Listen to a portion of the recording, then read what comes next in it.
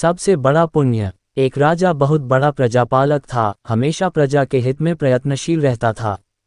वह इतना कर्मठ था कि अपना सुख, ऐशो आराम सब छोड़कर सारा समय जन कल्याण में ही लगा देता था। यहाँ तक कि जो मोक्ष का साधन है अर्थात भगवत भजन, उसके लिए भी वह समय नहीं निकाल पाता था। एक सुबह राजा वन की तरफ भ्रमण करने के लिए जा रहा था कि उसे एक देव के दर्शन हुए। राजा ने देव को प्रणाम करते हुए उनका अभिनंदन किया और देव के हाथों में एक लंबी चौड़ी पुस्तक देखकर उनसे पूछा, महाराज आपके हाथ में यह क्या है? देव बोले, राजन, ये हमारा बही खाता है जिसमें सभी भजन करने वालों के नाम हैं। राजा ने निराशायुक्त भाव से कहा, कृपया देखिए तो इस किताब में कहीं मेरा नाम भी है या नहीं।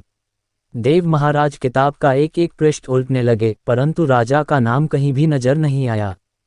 राजा ने देव को चिंतित देखकर कहा, महाराज आप चिंतित ना हो, आपके ढूंढने में कोई भी कमी नहीं है।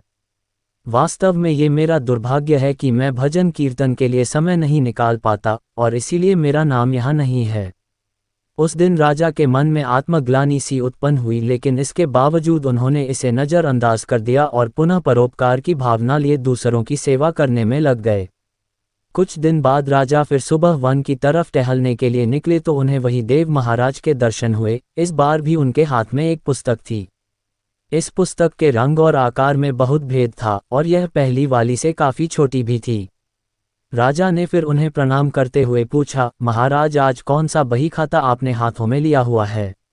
देव ने कहा, राजन, आज के बही खाते में उन लोगों का नाम लिखा है जो ईश्वर को सबसे अधिक प्रिय हैं।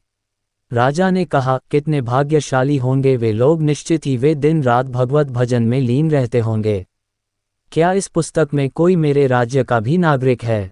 देव महाराज ने बही खाता खोला और ये क्या, पहले पन्ने पर पहला नाम राजा का ही था। राजा ने आश्चर्यचकित होकर पूछा, महाराज मेरा नाम इसमें कैसे लिखा हुआ है? मैं तो मंदिर भी कभी कभार ही जाता हूँ। देव ने कहा, राजन, इसमें आश्चर्य की क्या बात है? जो लोग निष्काम होकर संसार की सेवा करते हैं, जो लोग संसार के उपकार में अपना जीवन अर्पण करते हैं, जो लोग मुक्ति का लोभ भी त्याग कर प्रभु के निर्बल संतानों की सेवा सहायता में अपना योगदान देते हैं, उन त्यागी महापुरुषों का भजन स्वयं ईश्वर करता है। ए राजन, तू मत पछता कि तू पूजा पाठ नहीं करता, लोगों की सेवा कर, तू असल में भगवान की ही पूजा करता है। परोपकार और निस्वार्थ लोक सेवा किसी भी उपासना से बढ़कर हैं। देव ने वेदों का उदाहरण देते हुए कहा, कुर्वन् नेवे कर्माणि जिजीविषेच्छः समाहेवान्त्वाप्नान्यतो अस्ति व कर्म लिप्यते नरे। अर्थात कर्म करते हुए 100 वर्ष जीने की इच्छा करो तो कर्म बंधन में लिप्त हो जाओगे। राजन, भगवान दीनदयालु हैं, उन्हें खुशामद नहीं भाती बल्कि आचरण भाता है। सच्ची भक्ति तो यही है कि परोपकार करो, दीन दुखियों का हित साधन करो। अनाथ, विधवा, किसान व निर्धन आज अत्याचारियों से सताए जाते हैं, इनकी यथाशक्ति सहायता और सेवा करो और यही परम भक्ति है।